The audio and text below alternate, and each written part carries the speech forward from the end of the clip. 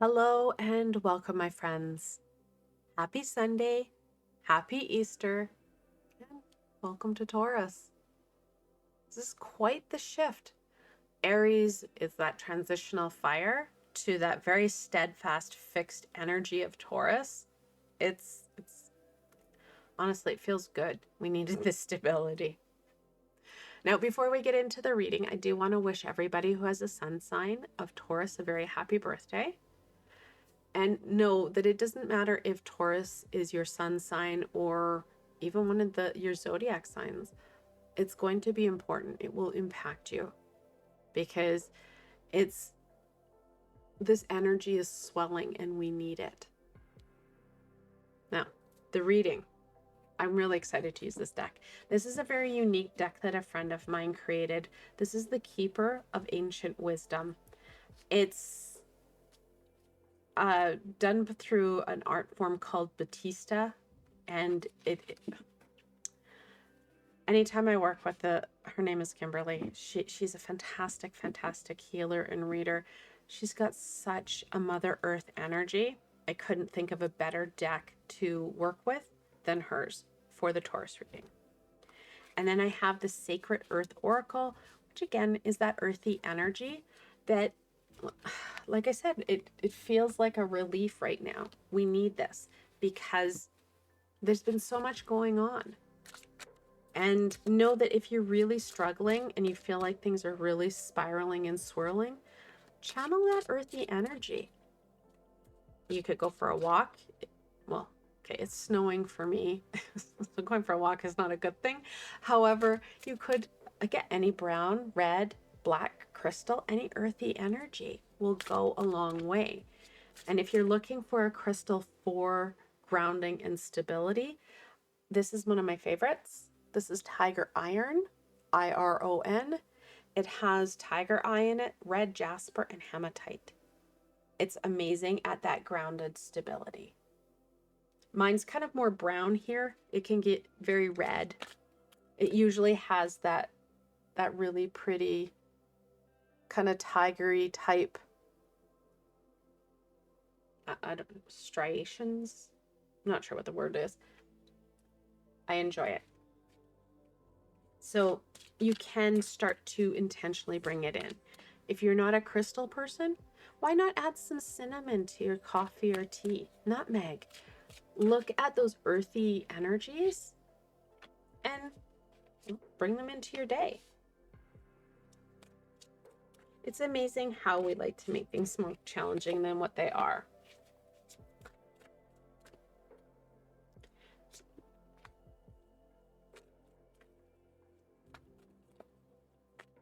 Now, if you're interested in this deck, because it's my friend Kimberly, she has published these, it's a self-published deck. So it's not one you'll see everywhere. I have a link below to her website, and that's where you can get it. I think it's one of the only places you can get it.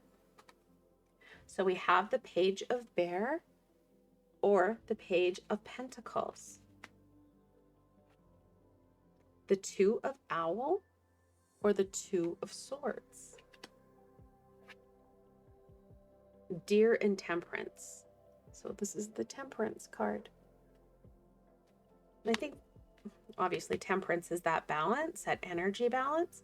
So if we're, like I said, if you're feeling really spinny and the words, the brain is on fast forward, you need to go down. You need to go to your root chakra, which is any red or black crystal, like I was saying, or grounding yourself.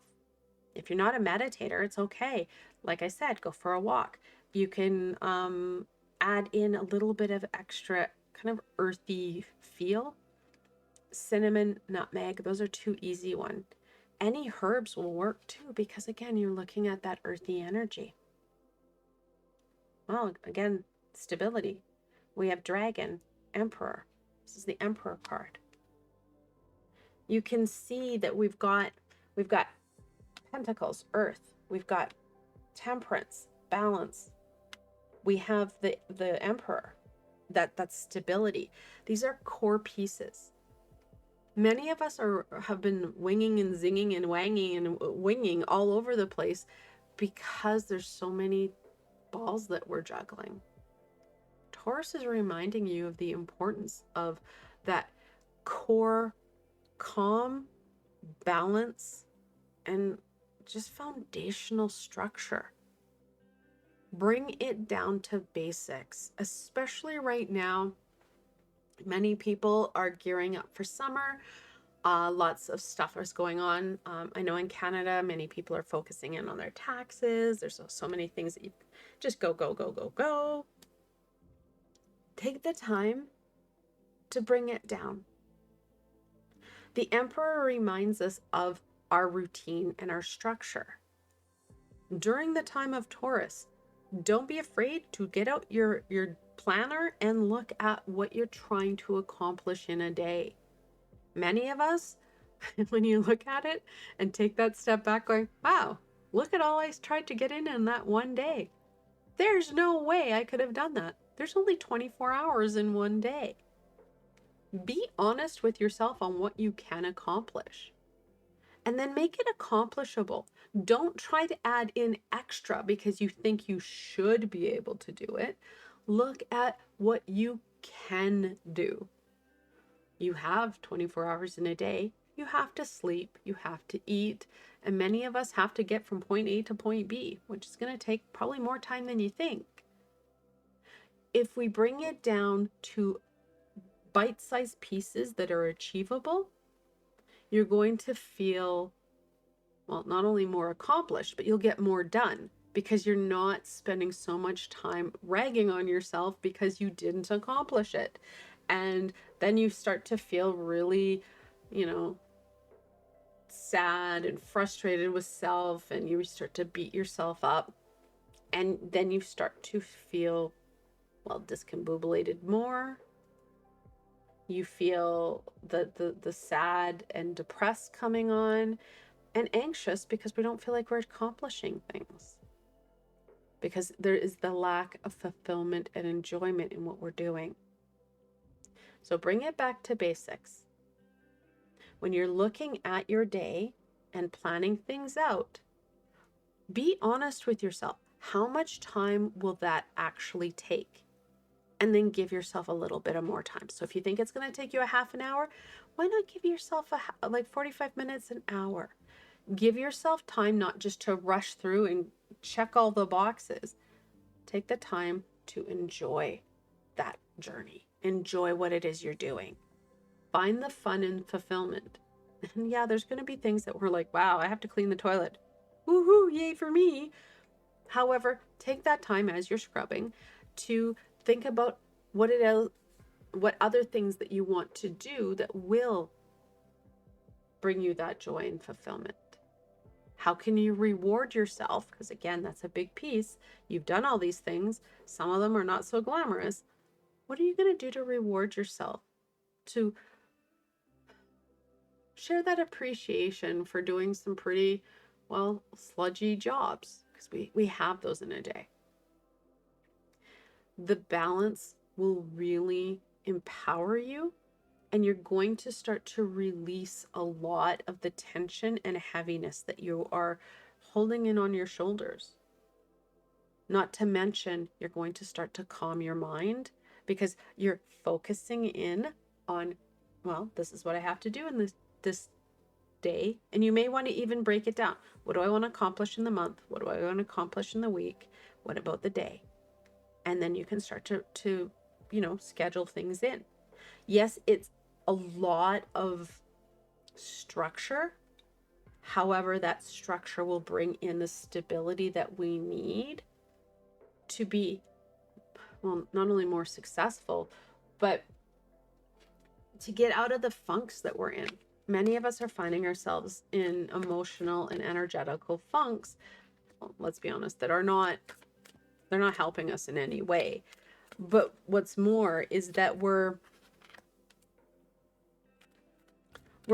seeing the funk and the sludge transcend into so many aspects of ourselves that it's not helping us, and it's getting worse. So let's stop that.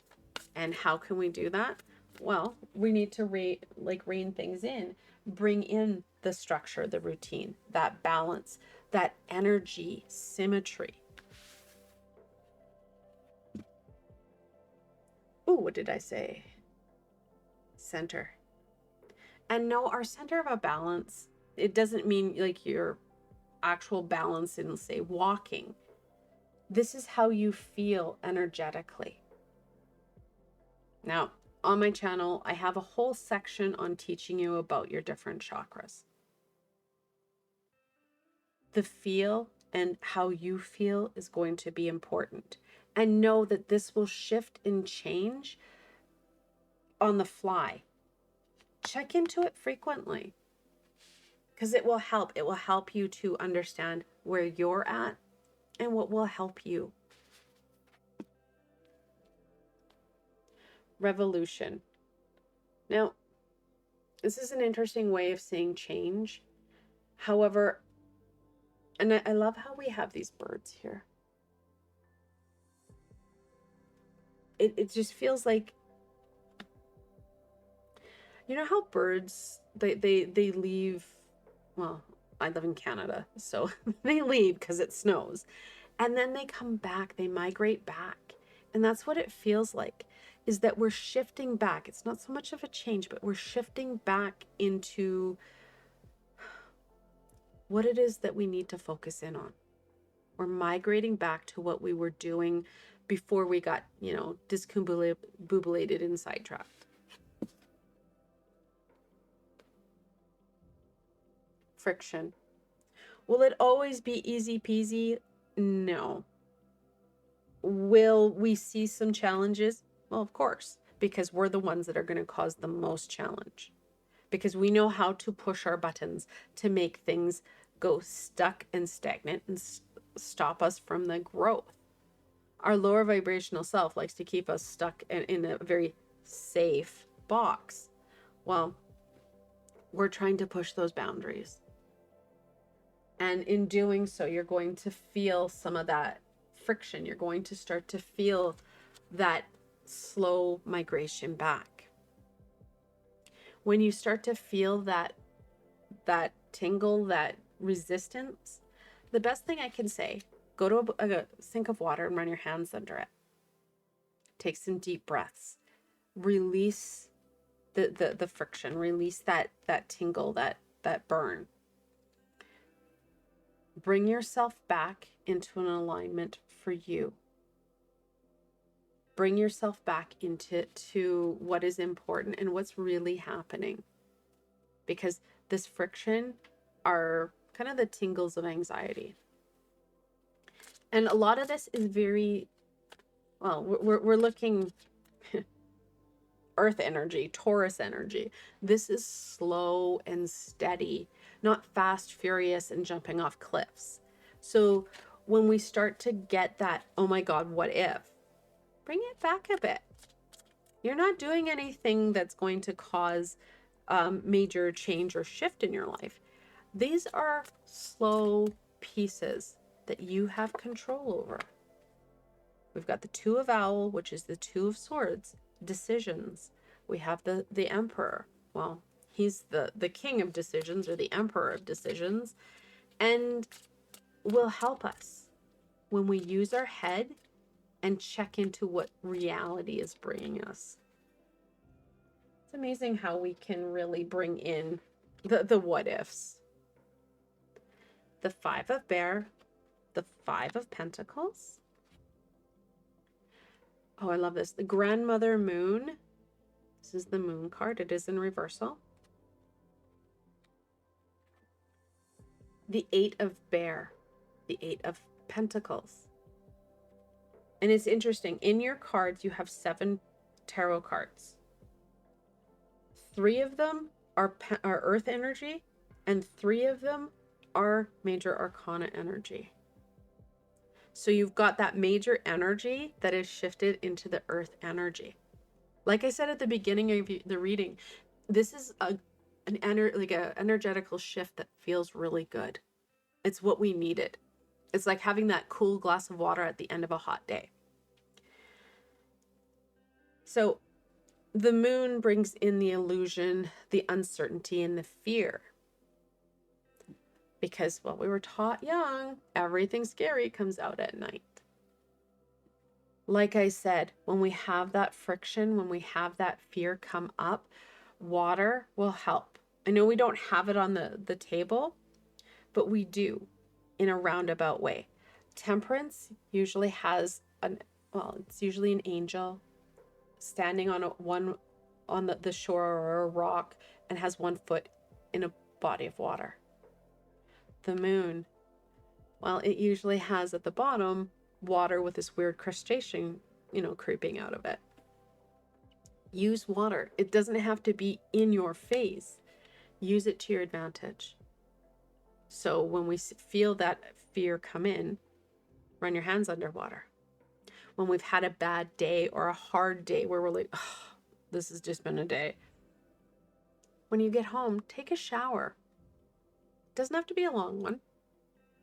So that you're shifting gears, you're shifting that internal energy from one of stuck and heavy to one of flowing. You can also, before you take that shower, ask any and all high vibrational beings to come in and support you with that and clearing out that heaviness so that you feel that your energies are flowing better, that you feel more present in you. The Eight of Pentacles, it talks about mastery. It talks about focus. And we do need to be very mindful of where we're focusing our energies. Where are we paying the most attention? Because like I said, that structure, that foundation, those to-do lists are going to be important. We're going to feel like we're getting the work done. We're more present in ourselves, in our world, in our day. The Five of Bear talks about disconnection. It's important that we reconnect ourselves into what it is we're trying to do and what we want to do, because the two of them have to be related. We need them to be related. And if they're not, it's time to look at how we can start relating them so that we feel that fulfillment. We feel accomplished. We feel like there's a reason for what we're doing. And what's more, we're getting joy out of it. It's not just keep doing for doing's sake. You're doing for you. And in other ways, for others. I want to thank you guys so very much for taking this time and exploring Taurus with me. Let me know what you're so excited about for this earthy energy. And also, what kind of fun chocolate are you eating this weekend? I know I'm really excited for my X-Men buns. If you know, you know. And like always, my friends, if you haven't done so, please do all the clickings. Hit the bell, subscribe, you know the drill. I've got lots more coming forward and you don't want to miss any of it. And if you're looking for an added layer of support, I do have a Patreon page. I've provided a link below to my community, so if you're looking for more, you'll find it there. Again, I want to thank you for exploring Taurus with me, and I hope that you have a fantastic and wonderful weekend. Until tomorrow, my friends.